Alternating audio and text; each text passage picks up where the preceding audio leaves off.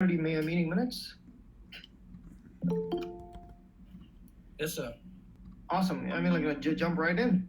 Feel free to actually add your changes, updates. If you guys want to do a demo, that'll be great as well. And it even works.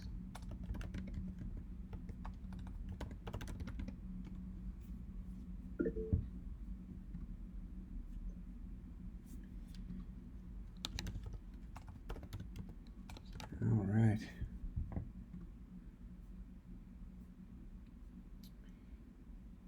Hey, Subham.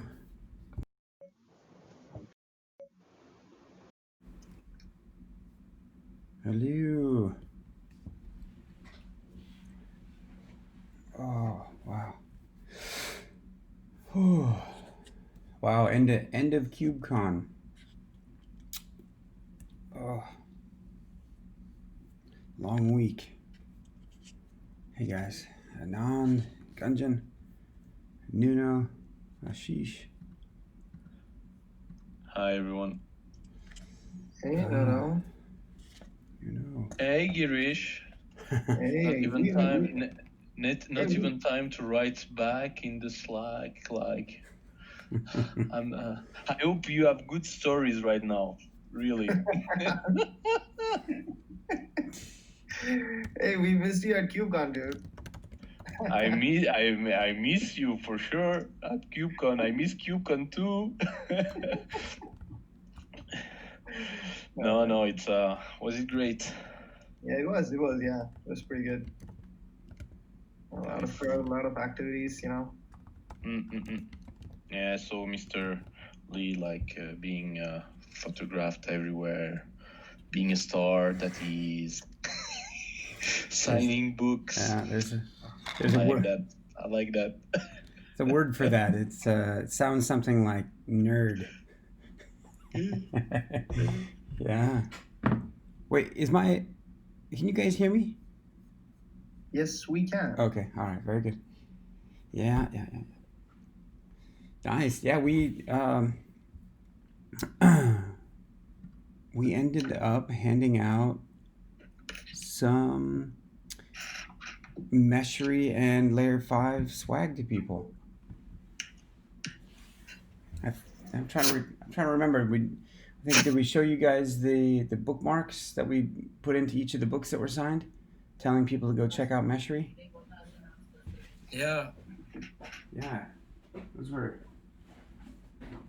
So pretty much all of it is gone. It's gone with the wind.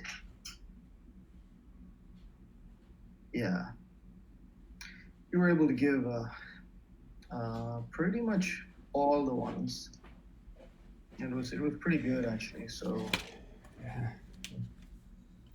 Yeah, really. Yeah. Thanks to Garish, a lot of people ended up being told about Meshery. So there's this card here that got put in. Yeah, it's kind of nice. There's some people walking around with the Nice. Whoops. Yeah, with the 5 button. Garish, did you get a sense of whether or not one was more popular than the next in terms of the color? Yeah, white. The white one was. Huh. Nah, come on, dark mode all the way. Come on, how can they choose light? Yeah, I know. No, I agree, but that's what people seem to like more. Come on. Oh, gone. Are you sure that you were at KubeCon? Nice. Oh, so that's actually maybe a point of conversation is the new logos, the one for Layer 5 and the one for Meshery that haven't really proliferated just yet. So if you take a look inside of the meeting minutes, of which I'll put the link back into the chat just for good measure. If you take a look at the meeting minutes, even the meeting minutes still have the old logo, the matrix, the cube thing. There's what we'll take a note to do, at least for my part, is to inside of the community team drive, the Meshery team drive, is to put copies of the new logos in there, so that one, so that you guys have them, so you can do things, do what you will with them, and then two, so that we can go around each of the documents and the various web pages and things that we have to be able to put those logos in. Everyone has seen the new logo inside of Meshery itself.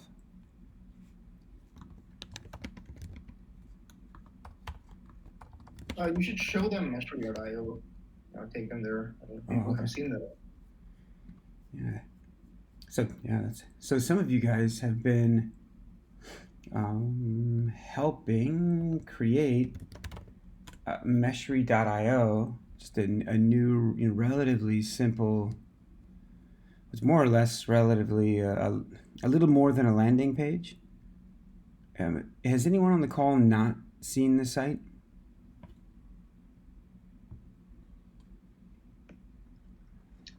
So just one point. I know that it's being, let's say, created and all, but when you click like Run Meshery at the top, you don't have. Oh, now you have. Okay, sorry. So when I tried it, we didn't have like the how to run it. It was like looping back to the picture, so it was kind of weird. But now, okay, cool. I said none then. No. So what you said was right. Even Gunjan actually pointed this out. The point was since before the book signing yesterday, I thought it'd be better to actually try to get it fixed, and that's exactly what I did. So this is not like the best fix, of course, but I try to put it there so that when people went there, it'll not look too terrible. That's pretty much what I try to do. No, but it's okay now. I mean, that's great. That was just when I tried it the first time. Like Lee, I think it was like the first day of KubeCon. You wrote it to me, and I could not get really, let's say, the way of Run Meshery. It was like just showing the picture, so there was no helpers, no nothing. So, yeah, but I knew that it was again being built on, and that's all. So that's cool. And I saw the photos also. Yeah. Well, so this site came together just like really, really quickly. One thing that I've been hesitant about, that we've been talking about in this call is, and I've been saying, and I even told a number of people at KubeCon that I'm hopeful that this is a slightly different community than other ones. And by that, by different, I mean better. Better in that hopefully those that are spending time are rewarded and recognized. And so we've been looking for a way to highlight folks. We've been talking about a contributor collage and things. The concern that I have for us putting this page up without having articulated what these various roles mean, or how and when those roles are assigned to people versus not, or someone's focus changes and they're no longer a maintainer, or these things. And so I was a bit hesitant to just toss this up as quickly as we did, mostly because should we change the page at some point, or relabel the name, the roles that are assigned or what have you, that doesn't. It's easy for that to not feel good. It's great to see it. It's a good feeling to see it going up, and not as good when it either changes or rejiggers or goes away So I just was calling it out just about some hesitancy in terms of how this scales and some of the actual thought and diligence given behind it. But anyway, so Ashish, I thought there was a recent PR that was merged that got your GitHub link going. Oh, you know what it is? There is a recent PR. You guys, I think I didn't accept it. I put some feedback in the PR, so it needs to be You guys need to address that before we merge. Okay. Anyway, so since we're, I think, for myself am fairly tired, and so I expect folks might want to hear a bit about what happened at KubeCon. Is that right? Yeah. I think it's maybe the easiest just to have like a small break maybe and discuss. I don't know the others. Okay, for me it was more like maybe not everyone is on Twitter or following, I don't know, every one of us. Yeah. So it will be nice like if you just have like, I don't know, like 5-10 minutes. Okay. Even Girish also, from his point of view, I know that he's going for the swag a lot. I know the guy. So but no, what was your impressions and all the discussions that you might have? I think Girish brought an extra suitcase just to make sure. No. Well, actually, before I talk about the specifics of KubeCon, I'll say that one of the ways that you guys are able to get a bit of a feed as to what's going on is within Meshery notifications channel. I think everyone on this call is in that channel. The reason that I'm bringing it up, and so all of you already know about the channel, it can be a bit noisy because it does have all the GitHub activities going on, but it can also be helpful because you can see what's going on across repositories. You can also see what's going on when there's a new follower. I believe this would end up being a new follower of, I think when this was set up, it was of the layer 5 handle. But we should probably take a note in the meeting minutes to make sure that this is also for any time that someone follows the Meshery handle as well. And actually, this is just kind of random and circumstantial that it happens to be Ivana that is the one subscribing. Ivana and I actually gave a quick lightning talk at KubeCon about Meshery and how it is used as a performance testing tool for service meshes like network service mesh. Ivana, actually, I sent out a tweet kind of about this to describe the fact that she wasn't aware that she was going to be speaking until about 40 minutes before this. I was in the hallway talking to some folks, and Ivana came by and we started talking, and I said, "Hey, do you want to come over and give a lightning talk?" And much to my surprise, she said yes, and she did a fantastic job, and it was great. It was nice to be able to co-deliver a talk where Ivana, if you're not familiar with her, she is one from Bulgaria, two works in the open source program office at VMware, and between her and Nikolai, they both are from Bulgaria. They both work at VMware, and they've both chosen NS Network Service Mesh as their open source project to focus on. So there's Nikolai in the background here. So anyway, wow, I totally digressed. What I was trying to tell you guys is that there's in this channel is some updates. I need to take a note to make sure that we have updates for the other Twitter handles. Another thing that I might look to facilitate a little bit is that we end up there's a different integration that we have here that will keep track of whenever Meshery IO or Layer 5 is mentioned. And so the reason that I'm talking about this, and some of you guys are famous here, is because what I wanted to ask what you think about this notifications channel. Is it too noisy? Does it not have enough? I mean, one of the things that you're seeing here is that when people subscribe to the newsletter, we're just keeping, getting a small notification about that.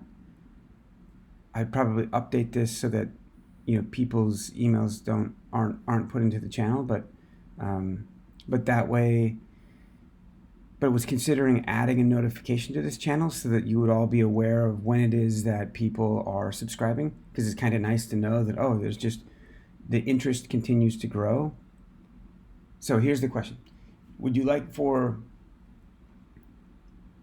the rest of those feeds to be put into this channel, or is that too noisy, and what you'd rather see is like every other week or so in this meeting for us to just give a count of the current number of subscribers, the current number of followers?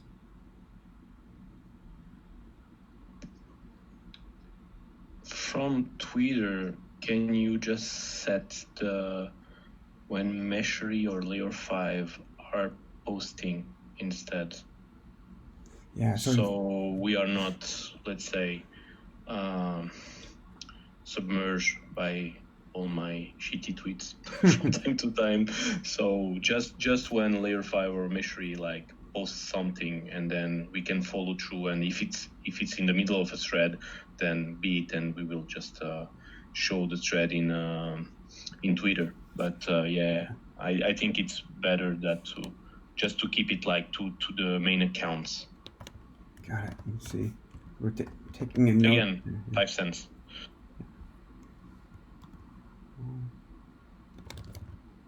I'm taking some notes. Anybody else have any feedback on that? Update Twitter.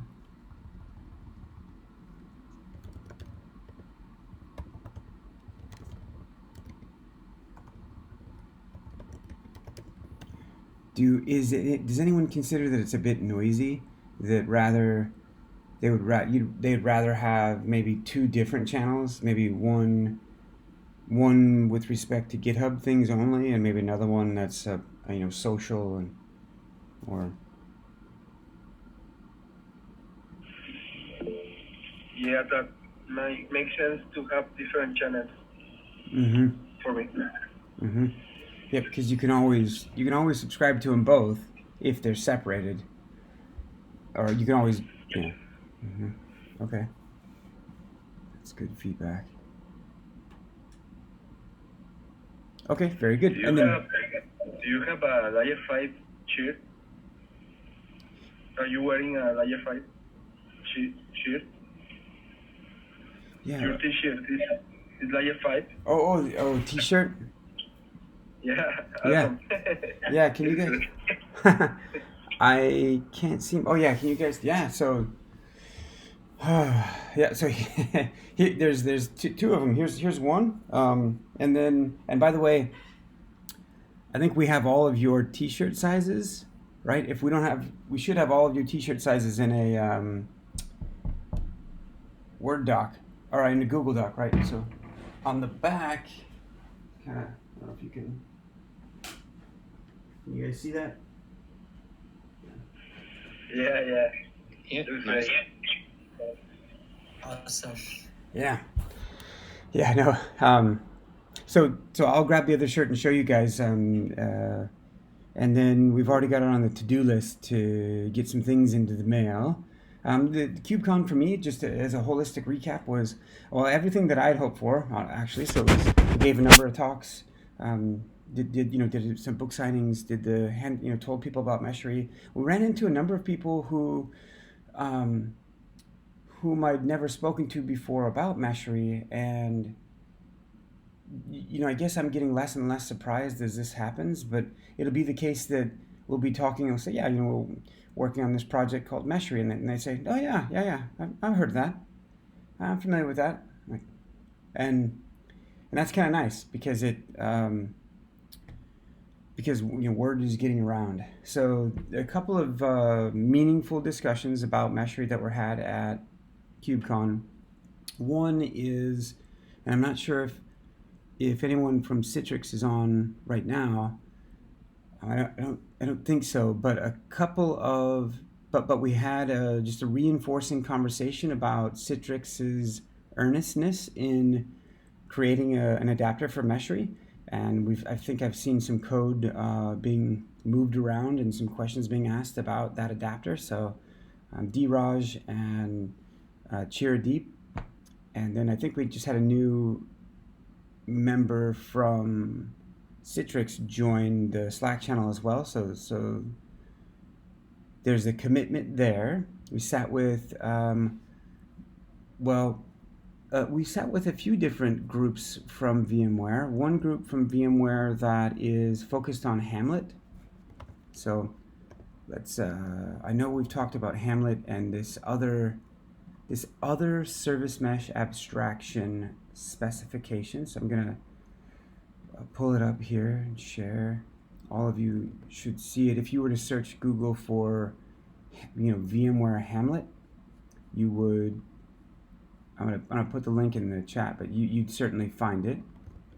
So we spent a couple of more hours with this group, and the nice thing is that the folks that are in this group are, one of them's a Meshery contributor already, and it's Vanil. So we got to hang out with Vanil a fair bit, and it's nice because because he's already very familiar with Meshery. He's been one of the earlier contributors. We sat with Sergio and Manish, and eventually talked to Perry as well. And so Perry's the SDN CTO at VMware. We talked to him about a couple of things. One is a Meshery adapter for NSX SM. NSX SM. SM stands for Service Mesh. NSX SM is a product that has not been released yet at VMware, but it will be here in just a couple of months. NSX SM is based on Istio. Part of the process that VMware is going through in building out that product, NSX SM, involves the open sourcing of this specification, Hamlet. And Hamlet is, it's a specification that focuses on federating service meshes, bringing either heterogeneous meshes together, meshes of different types, and letting them exchange and announce services that one has, and so that services on one can talk to the next and be aware of each other. So we talked for quite a while about this. This part of the effort that VMware is giving here, in combination with Google and others, and essentially at this point in combination with Meshery, is that they'll be defining this specification, and they'll be creating part of the capabilities and implementation of these. And these implementations would be specific to each service mesh. Garish, do you want to add to that or characterize Hamlet any differently?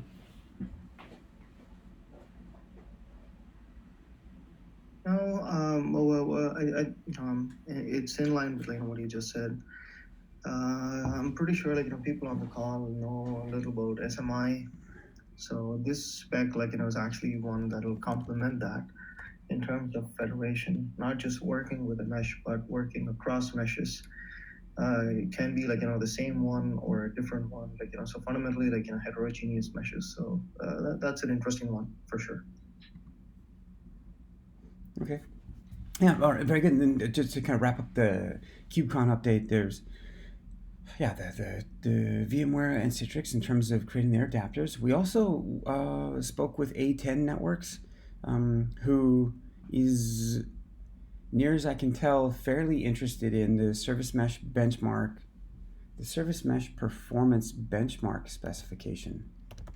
So we don't talk about it a whole bunch on this call, but in the Layer 5IO org, one of the repositories is called Service Mesh Benchmark Spec. This is it's really just a YAML file, and we haven't worked on it much, but will here very shortly. There's in the past I've talked about the formation of a new Linux Foundation project. Hopefully everyone recalls, or I've talked about this before. but essentially we're looking at donating this to a new Linux foundation, and not donating and walking away, rather donating and inviting A10 Networks and Google and IBM and Hashi and a bunch of, all of them to come over and participate on the definition of this specification, which ultimately this specification will be important for a number of reasons, one of which, least of which, is the fact that this YAML file will hopefully be able to drive Meshery from the CLI. Because today when you go to use Meshery, you initiate a web-based session, and you do the things that you interface with Meshery through the web UI. There is Meshery CTL, and Meshery CTL, as it is right now, helps you control the life cycle of Meshery, helps you start, stop, access the logs, update Meshery. But what it does not do today is Meshery CTL does not let you stand up service meshes and initiate performance tests just from the CLI itself. And so everyone's familiar with kubectl a bit, and some of you have seen CLIs where you'll be using the CLI, and if you want to do something in depth, you'll have a sub command, docker run, and then you say like the container name, the network you want to put it on, the load balancing that you want it to have, or the port that you want to expose, the command that you want to run inside of it, blah blah blah, and the flags and the thing. And by the time you're done, you've got like 3 lines of, you got one statement that ends up wrapping and being kind of 3 lines of terminal commands that get really long. Well, just like the other aspects of Meshery that we approach and try to make, try to give a nice user experience to, I think the same thing would be said as we go to enable Meshery CTL to drive performance tests, that we would, rather than having a really long set of flags and commands in Meshery CTL, we're likely just to try to keep it fairly simple, but point Meshery CTL to that YAML file that we were just looking at. So let me try to make this more concrete and say that, okay, so for those of you familiar with kubectl, you'll oftentimes, if you want to apply something to your cluster, manifest to your cluster, you'll do kubectl apply -f for file, and then list the file name. And you can go off and easily deploy many pods and lots of manifest files. That's the same style that we're hoping to do with Meshery CTL for pointing to this file here, this service mesh benchmark spec. The benchmark spec would be iterated on inside of a Linux Foundation project. It would be then vendor agnostic, so that all of the vendors are hopefully using this to describe the tests, the environment, to describe the mesh and how the mesh is configured. And so actually I think we need to go write down we need to have a design doc and open one of those up and send it out to the group here, so that you guys can look at it and weigh in on, one, what you think that user experience should be from the command line.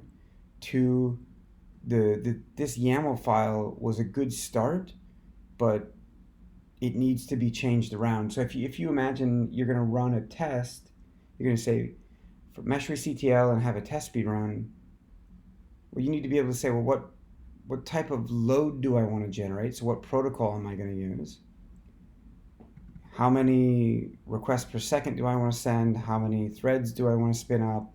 How long do I want to run the test, etc., etc. So this specification needs to capture all of that.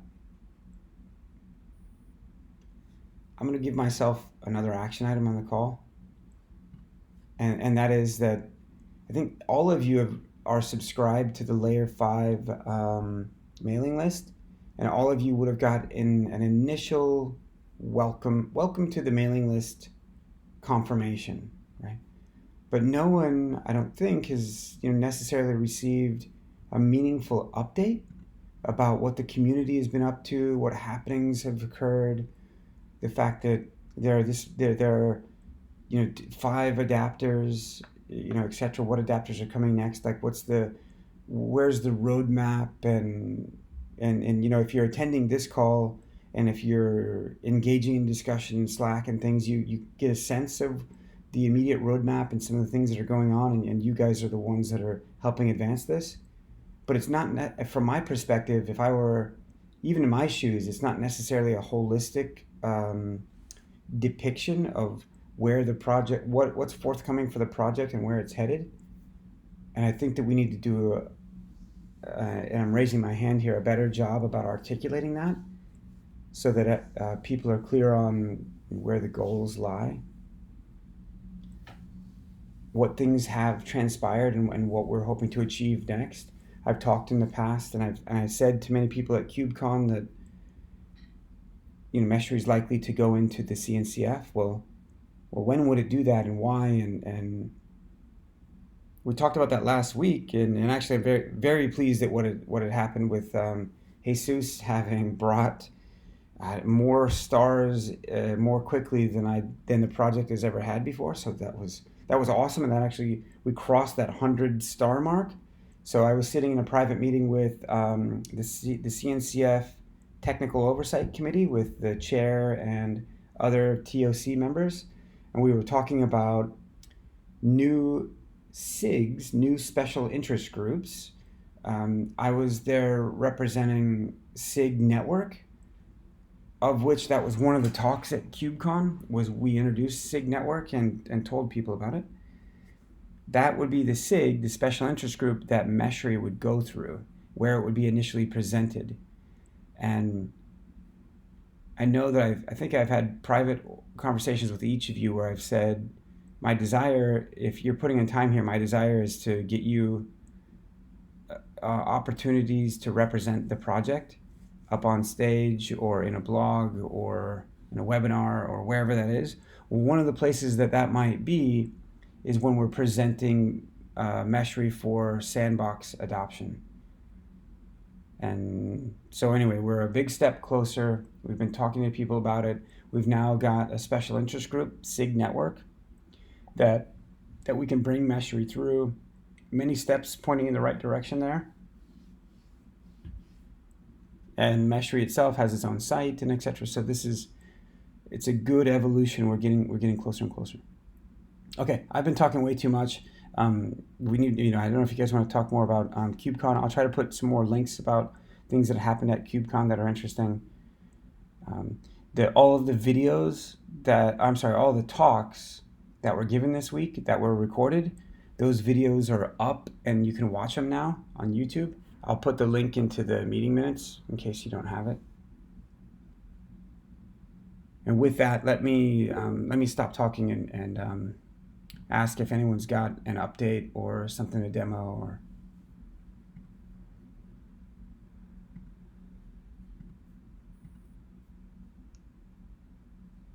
Well, good timing then. Thank you first. Yeah. I think it's nice to see the growth, how it's perceived also. So I was kind of happy that Michelle Noroli from Microsoft was actually already also speaking about it. So I was quite impressed. So she moved from the CNAB spec that she was not leading, but at least she was part of it, and she was mainly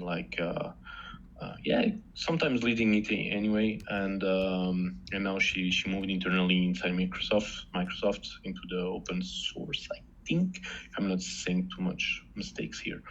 So nice. It was really nice to see how it's being welcomed and already not reference per se, becoming a reference, but awareness, already in talks, and the project is I would say still young. Maybe I don't know in the open source space what is young no more.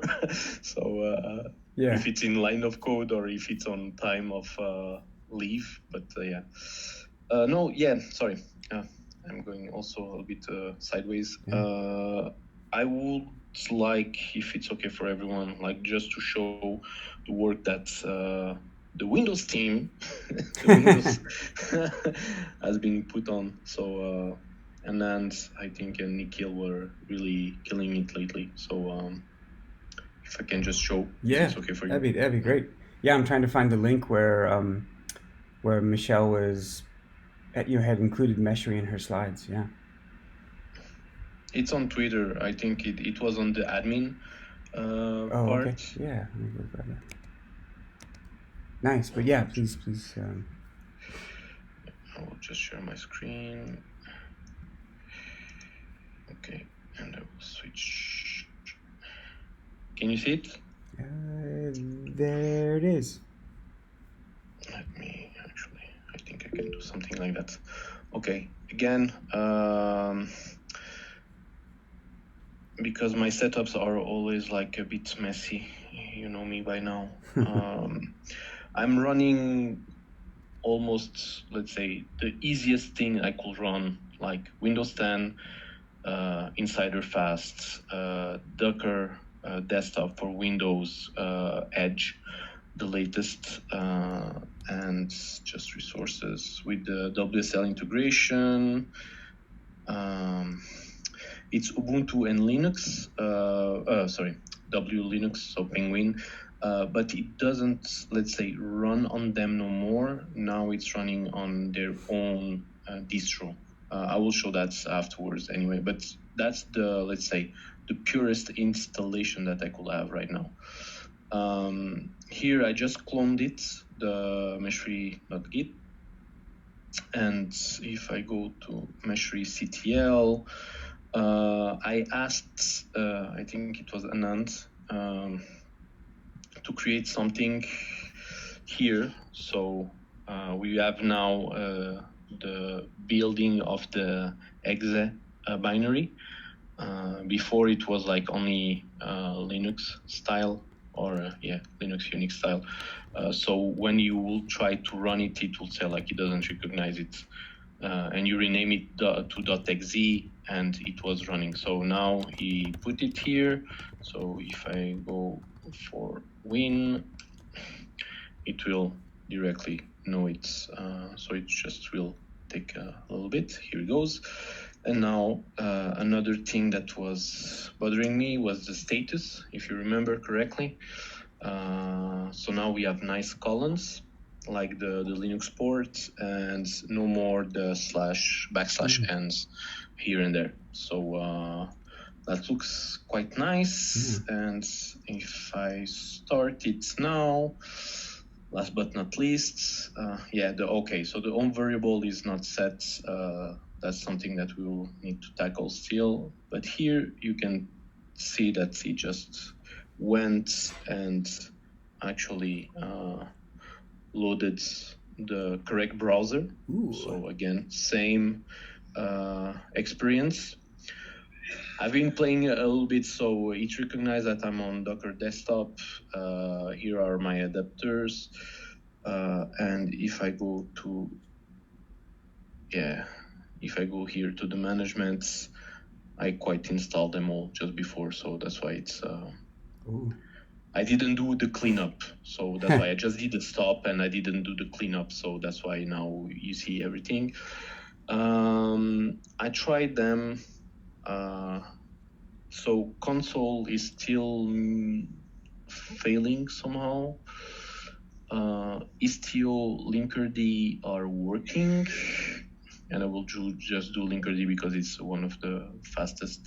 And Octarine, however, it's like failing right away. So here I'm on Octarine, and if I install it, sorry, someone is dying behind me. So it goes directly and says like, okay, it fails. Exit status. You know what? That's one of my pet peeves is the horrific error messages of exit status 1 meaning absolutely nothing. Now I did talk with. Oh, actually, that's another update from KubeCon. We did have a dinner with with VMware, dinner with Citrix, and then a dinner with Octarine, Heim, and the other founder Shemmer. And so that's all that we did was sit around and have dinners at KubeCon. That's the whole. Anyway, he had mentioned that, and so by the way, Octarine announced kind of their GA version of their product, and so that was a big KubeCon for them. But the Heim had noted that that there's a later release of Octarine than what's in the adapter, and that he needs to come update the adapter. So okay, there's a. Yeah, it could be nice. So the thing is, like, at least, let's say, Docker for Windows, but running on WSL, so Linux mode. The Kubernetes is the Kubernetes also. Sorry, I didn't show that actually. Is also the one you can see here is running, right? So it's the one from Docker. We can tell that it's still 115, so it didn't yet have the issues with the 116 namespaces. And here, so kubectl get outside the pods for the time being, -n default. We have linkerd running. And normally here, okay, here it goes. So we have the correct ones and we have the colors, so quite nice. Again, the look and feel came back. I think it's quite almost the same as in what you have in Mac maybe, or Linux. I don't know the ones who are testing it on Linux. So yeah, one thing is missing still for me, at least for me. I don't know, again, if I log in, if I was someone else and let's say that's I'm connected to the production server, I don't know which ones are installed or not. Yeah, like just a small checkbox or something like that. I mean, I can discover it by going through the maybe kubectl and stuff, but and hey, real quickly, as Jesus needs to jump off. Jesus, if you're still there, the issue that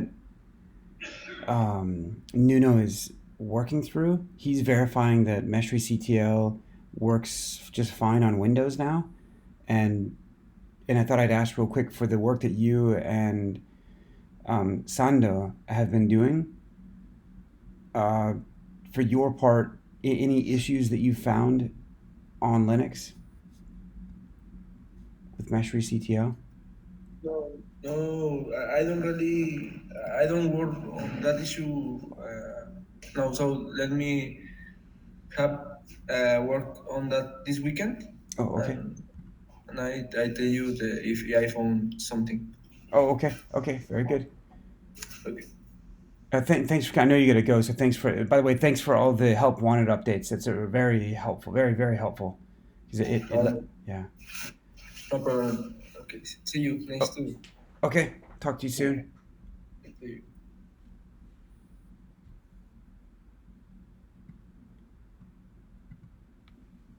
Hey guys, so one of the things that also bugs me about, the Meshery CTL experience on Windows, and I think it's the same Meshery CTL experience on Mac, is that because we're using the Go Cobra library, is that or maybe I'm sorry, it's not the Go Cobra library as much as I think it's the Logrus. That when you, Nuno, if you're able to bring back up the terminal, you'll see this timestamp in the output. You see a timestamp and like Meshery starting. You see this log level info and timestamp, and it's kind of it just in terms of aesthetics, it's a little bit ugly. It's like log level info. I don't really need to know that what I'm being told is just informational, because it's just informational. And I don't need to know that the time is right now, because I know that the time is right now, because I know I just typed Meshery CTL status. So my point is ideally all that you would see here is either it's saying Meshery CTL status, or you would actually just see, Meshery CTL status is fine, but you wouldn't see the rest. You wouldn't see the timestamp or the level of log. Does anyone know if we have the ability to be rid of that? Yes, we should be able to. Is that in Logrus, or is that a formatting the? Correct. Okay. So that's like the text format that comes out. I forget the message template or the. Correct. Is anyone inclined to chase that down? Anand, I don't know if that's of interest to you.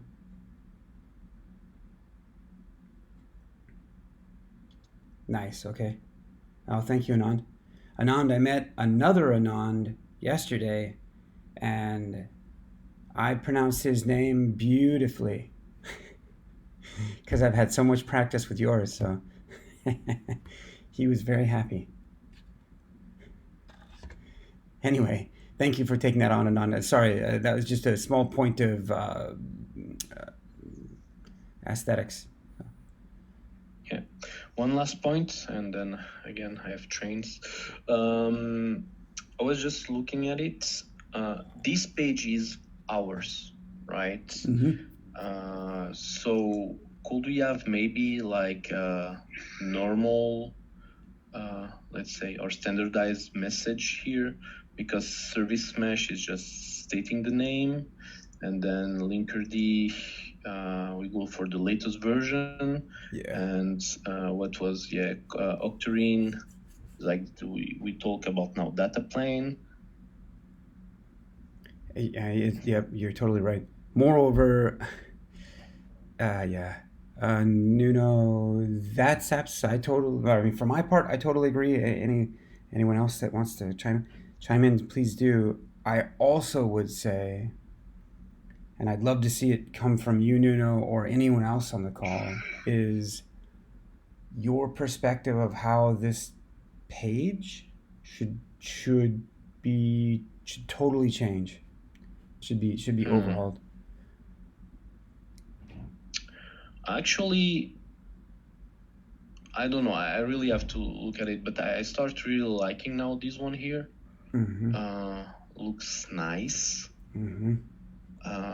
Okay, there's work. Let's say we have let's say workflows and everything. So I start with my environment, then I choose my service meshes, finally end with my metrics. So maybe if we could have the same, but for installation of the here. So we have the install here, and then we could have the here sample applications, and instead of metrics, maybe the custom configs, one bigger one, or validation. Why not? I don't know. But like have quite the same look and feel. Yeah. And this one, I mean, we already have it, so I think it might be nice to. How do you guys feel about a visual topology that would show you?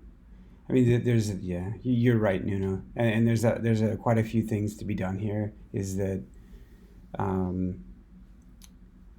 one of those is that there's no intelligence right now for Meshery to intelligently step into a brownfield deployment where you already are running linkerd. You turn on Meshery, and Meshery discovers that and understands it. And moreover, particularly if you just got done deploying linkerd or any other mesh, that Meshery should reflect that in the UI, saying that it understands that you've got one deployment or two deployments. And so we've been having discussions. We need to get a functional specification together a design together that says, here's how Meshery will stay synchronized with the environment. Yeah. On top of that, that you'd be able to have a visual topology. Like a visual topology would really. Yeah, but it's. I mean, again, it's. I think it's looking really nice. Yeah. I think that's all for me. And one thing that I was a bit lost. So now I have like Linkerd NSM, right? So if I go here and I kill NSM from here, so I remove the adapter, it will still be running on the Kubernetes cluster. But that's maybe, I don't know if it's wanted or not. So for people who know not so much the Kubernetes old, how you can clean up maybe the what's behind. So I will just do it because I can. So if I do that here, I will. So here it says that it's removed, but if I do pods, oh no, hey, sorry, I said nothing. It works perfectly. Do you? Sorry, that was not what I was. What did I do before? I don't remember. Okay, but it seemed that he didn't kill it. So it's killing it. So forget that. I said none. Well, it could have been that it was in a different namespace, which might not be. I don't know. Yeah. My head is. Oh, nose. Okay. Sorry. I know what I did. So yeah, killing it, of course, kills it perfectly. If by inadvertence I do this, so I remove the adapter now, right? It's no more here. It still lives. Okay, that was it. Sorry.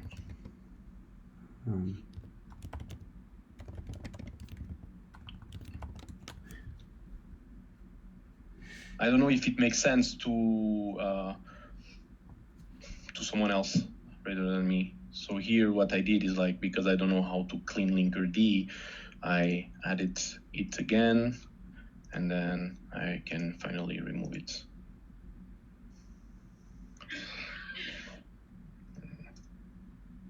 Yeah, okay, so it's terminating. Wait, I might have missed it. Did you say in order to delete the Linkerd service mesh that was? I added it again to the service meshes here. So I could have the menu here and I could remove it. So that's what I did. And once it will tell me that Linkerd is removed, I can prove it. There's nothing found. And then I can finally go and remove the Linkerd adapter. Oh, okay. So I know that the adapter is maybe not connected, let's say, strongly connected yet to the install, if any. Oh, got it. Right. Now, there's a bit of, which is good. It might not make sense, again, of this workflow. Someone might not do that at all. Yeah. In many respects, the notion that the death of an adapter doesn't impact your running workloads, that's nice. That's good. Where the UI can be, some of the functionality can be improved is when you do have an adapter of a specific type of mesh running in Meshery, that it would go out and do a bit of discovery and say, well, there's a Linkerd adapter here. It turns out you've got 4 Linkerd service meshes provisioned, and it would show those to you so that it would be aware of the state of your clusters. Yeah, again, that's and again, I'm just pointing it out. If someone knows how to deal with Kubernetes itself, the command, it could like clean up maybe the services and everything from Linkerd. But now that we have like a sort of management page, like being able to remove the management of an adapter while this adapter is installed, looks weird. Right. But right. again, people might not do that. That was just me. That suddenly I removed it and it was just done, and suddenly I was like, "Oops!" But wait, it's still running.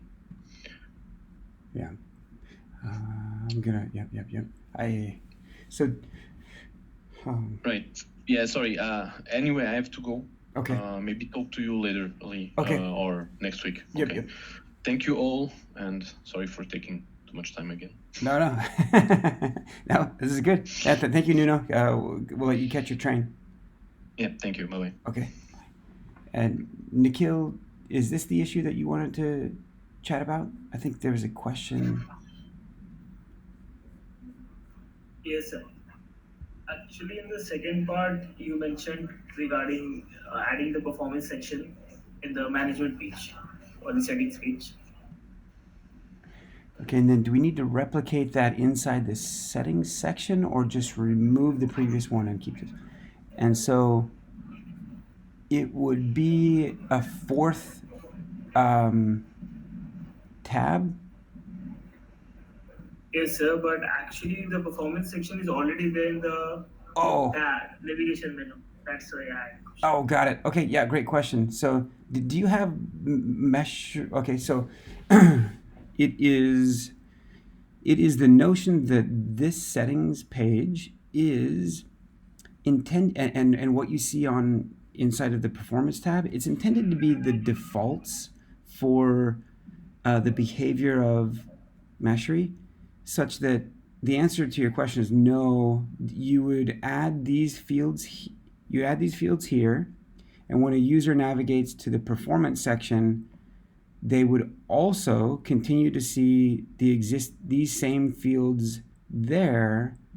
But if the default was set to 60 seconds here, when they went to the performance section and they started a new load test, they would see 60 seconds listed there as a starting point, because these are default settings. But they can override the default setting for a given load test. Maybe they want to change it to run for 2 minutes instead of 60 seconds. Okay, so means basically both of them will be the same part. If the user wants to change anything, they can go to both the sections. Yeah, what's the right way of actually, does anyone have Meshery up right now? I'm gonna try to. I know I've got it running locally. Let me see if I can. Yeah, here we go. Yeah, I think we're saying the same thing, Nikhil. I'm just gonna re-articulate it to make sure that I'm not saying something you're not. So in here, as you're using this piece of software, this is funny because I think you're running into the very first time that we're doing this, where we're letting the user specify what would be a default behavior. So right now, when you go as a user, you go to performance and you want to run a test to hit to hit some endpoint. By default, for these two radio buttons, in this case, 4IO is selected.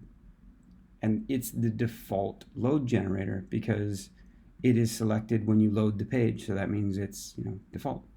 Now maybe it's like, well, look, Lee, myself as a user, I actually don't really like that. I want to use WRK2, and that's pretty much what I always want to use. So every time I go to do performance test, it's kind of annoying to me that I have to change it to WRK2. I just want for WRK2 to be the default. And so of the functionality, the functionality that you would bring is when you bring that fourth section, people would be able to navigate to it, and myself, Lee, as a user, I'd be able to change it to WRK2. I'd save those settings, and then the next time that I went back to do a performance test, WRK2 would be highlighted when I load the page, not 4IO.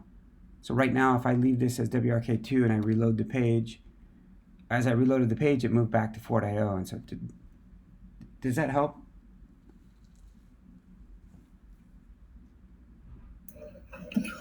Okay, sir. But I was just thinking that is there really a use for the extra performance page in the settings part? Oh, there will be because there will be some people. So there will be some people who it never makes sense to them to do to do a 30-second test. They're always going to want to do a 5-minute test. So they always want to have a 300-second thing. And actually, the test that they do, they always want it to be 5 queries per second with only 4 threads. And they always want to use WRK2. To them, every time that they load this page, they have to go type in that stuff. And it's kind of annoying to them. That it does make sense that people will want to set their own defaults. More than that, at some point we'll be having some additional options for when you turn on WRK2. There's some additional set configurations that you might, some additional choices. The more choices that we have, the more it makes sense, the more of a pain in the butt it is for a user to come in and set all those settings every time.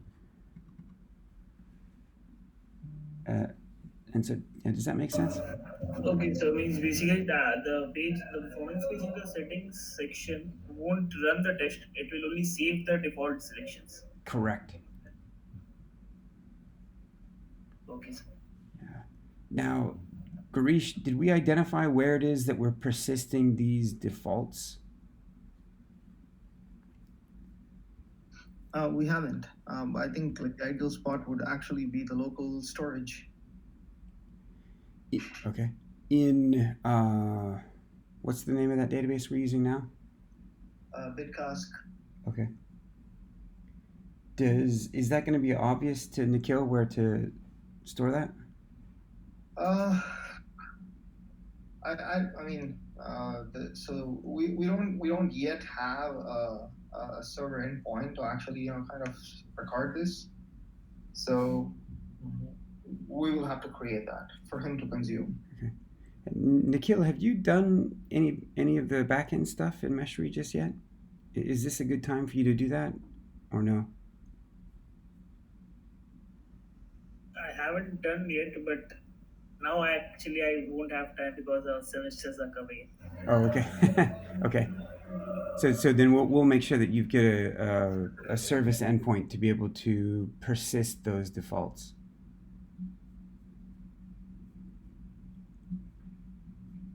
Fair enough. Okay. We're a little bit over time. Anybody else have anything?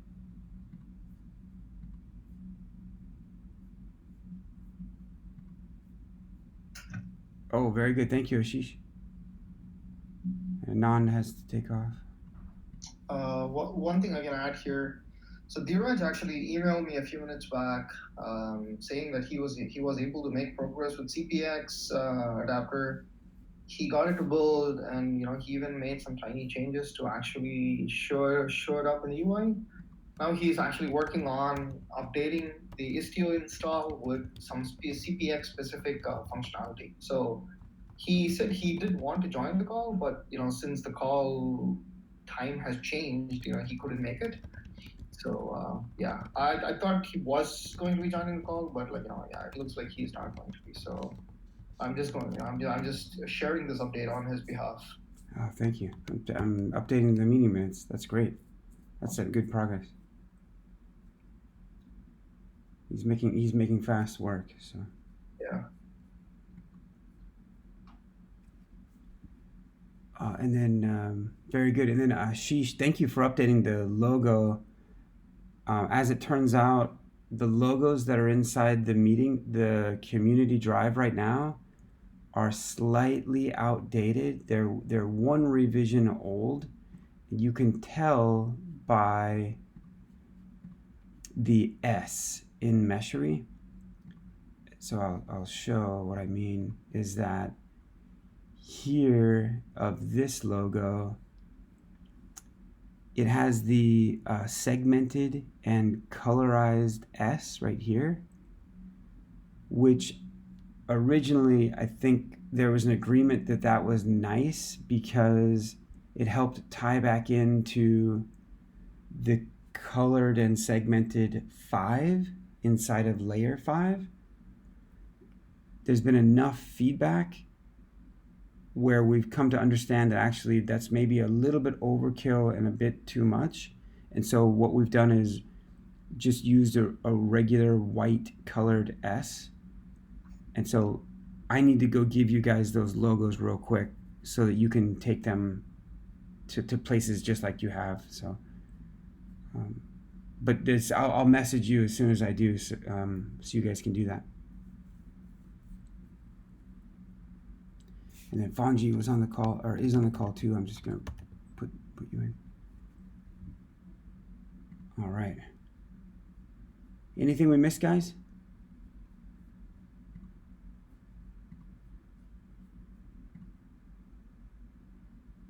I think that's all. Oof. I talked about some of you guys. Actually, Subham, if you're still there, any feedback from Professor Das just yet? Any luck?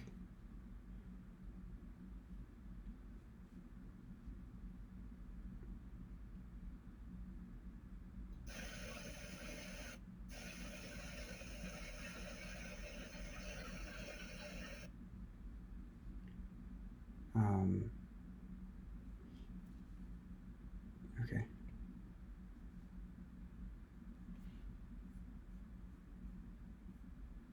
Good deal. So Subham was able to catch up with Professor Das and another professor. Great. And hopefully there's some excitement there. Hopefully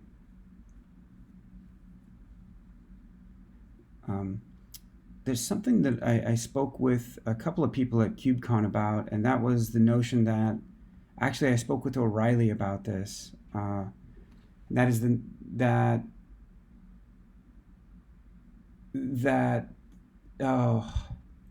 some GitHub and Git 101 and introduction, some additional free content I think would be helpful to people. I know that many of us have had to learn a lot more about 101, GitHub 101.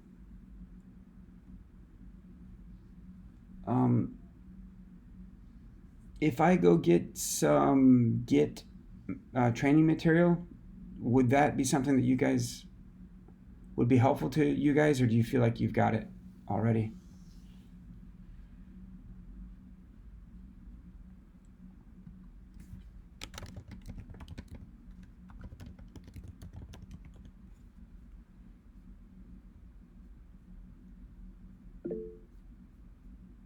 Okay, it would be helpful. Okay, I'll take a meeting. I'll take a note in the meeting minutes as well.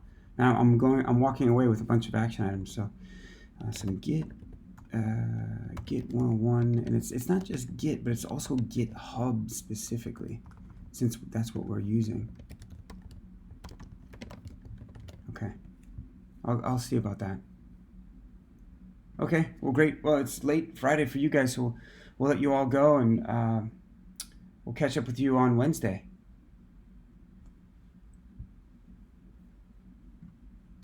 Have a good weekend, guys. Yeah, have a good weekend. Bye, sir. All right. Bye, sir. Bye, guys. Bye. Bye, Ashish. Bye, Anand.